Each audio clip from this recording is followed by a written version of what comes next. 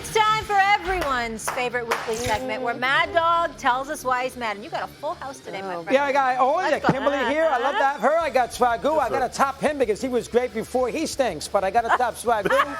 No, thank God, no list today. We didn't need any list with San Francisco and Miami second. Oh, my God. All right, ready to go? Yeah, let's do it. Let's go. How about Colorado State?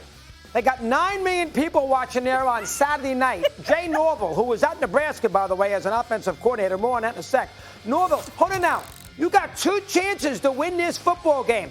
You got 4th and 2 at around midfield, up 8 with 2:05 to go. And you what? You punt?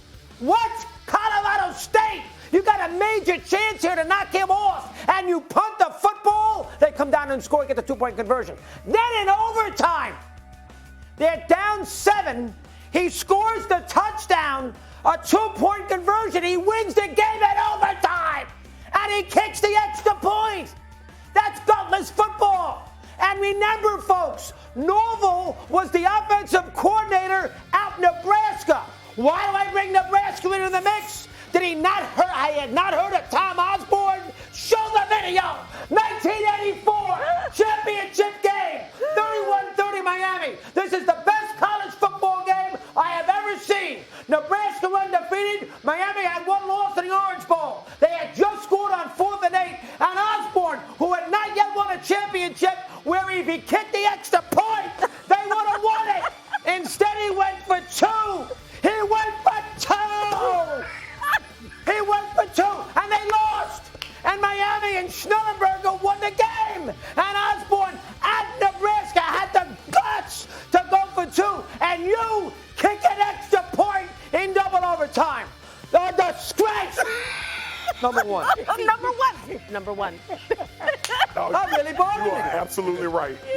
You are absolutely right. 1,000%. 100%. 1,000%. I have no comment. Yeah. I was mad too, I doggy, can't about believe that. you still remember that game. 31-30. You guys don't remember. You're too young. Okay. That's the greatest college football game of all time. I need you to stop. We agree with you. Go I want on you the to, no. Pause a little Yeah, bit. hey, get Take some your breath. water. Yeah, get- Somebody Yeah. get some. I'm Okay. Get on, doggy. Here we go. Get on, doggy. more. Get on. Fire it up, baby. Number 2. Fire it up. Let's go. Let's go. You tell him to calm down. Let's go. Go ahead. Go ahead. You Go got ahead. this. Go ahead. You got There you go. this. Get it. Drink some water. Drink some water. There Finish you go. strong, Doug. No, do it. Finish strong. Right. Come on. Take a deep breath. Slow it Go ahead, down. doggy. Go ahead. Nick Saban's lost his fastball. Hey, Nick, go have some lemonade on the back porch and read the newspaper. What are you doing? Benching Moreau here to play Tyler Buckner. My kid went to Notre Dame. You know how many times I sat in that stadium in South Bend and they were booing this kid out of the building? I couldn't believe it. He thought he played Todd Gibson. What's his name? Simpson Gibson. Come on. Simpson. I mean, gee whiz. I mean, look at these passes. This is worse than Stephen A. Thursday night at Yankee Stadium. I mean, this is ridiculous. I mean, he just lost to Texas. The Milrow, all right, not a little shaky. And then he decides to go to a different quarterback and play rotation quarterbacks on Saturday in South Florida. This is ridiculous. And then Nick clapping his hands. Nick, come on. That is the play Milrow. You can't bench that kid to play Buckner and the Simpson jerk. Oh, sorry. Simpson guy. Oh, my God. What? That drove me crazy, number 2. Number 2.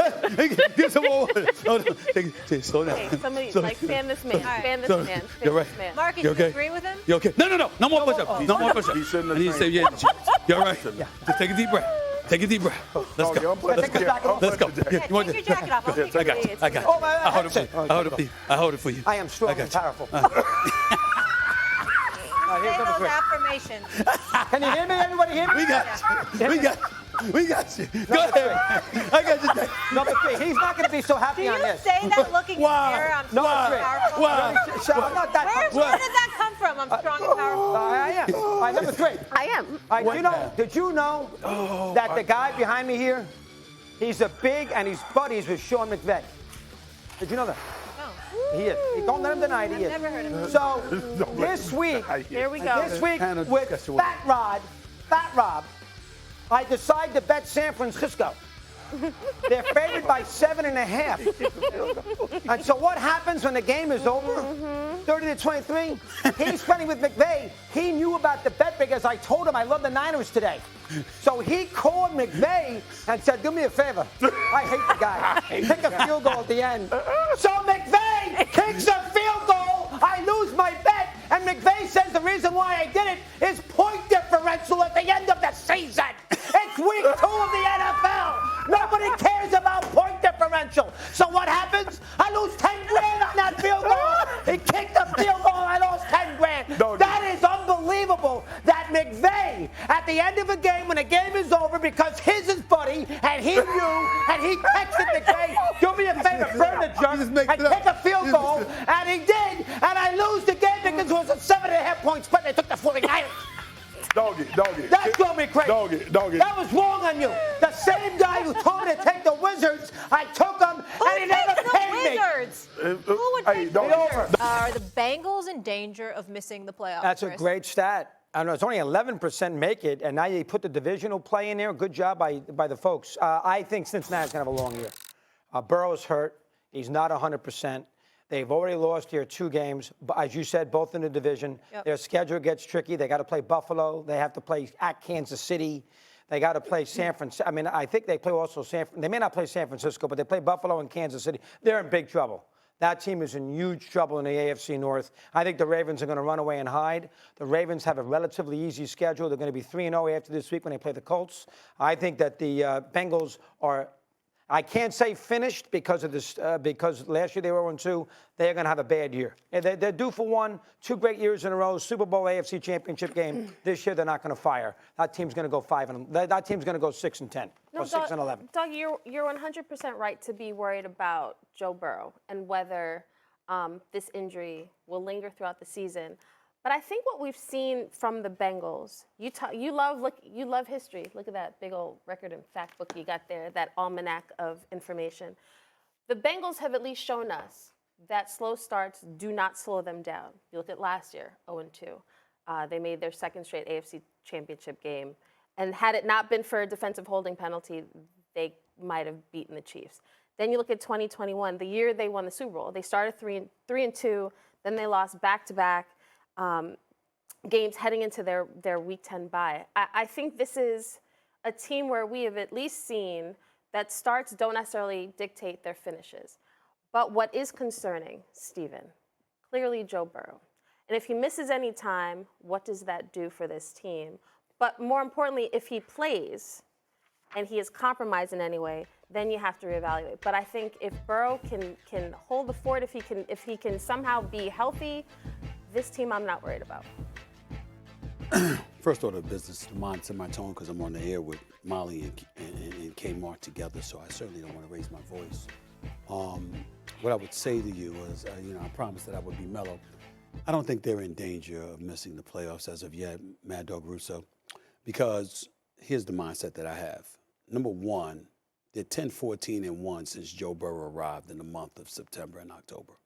So it's not just losing the first 2 games. They struggled in the first 2 months, yet somehow, some way, they're able to come back, make amends. Last year, they started 0-2. They went 12-2 the last 14 games. This is who they're capable of. The only concern that I may have is Joe Burrow and that calf injury, and I get that. Maybe he might need to miss a couple of games so they get the ship steered in the right direction. But I think with Chase, with Mixon, with Boyd, with Higgins, with an improved offensive line after acquiring Orlando Brown and a couple of other dudes, and their defense not being what it was years ago, but being what it is now, can they be a respectable 500 team 8 weeks into the season? That's what they were last year, 4-4 after 8 games, basically, even though 17 games instead of 16. I'm thinking of the mindset of the Cincinnati Bengals are able to do that. They'll be fine because Baltimore's got his injuries. Cleveland now has his injury with Chubb out. Pittsburgh, Johnson out, plus Matt Canada calling plays as an offensive coordinator. There is time for them to correct things, and I think they will.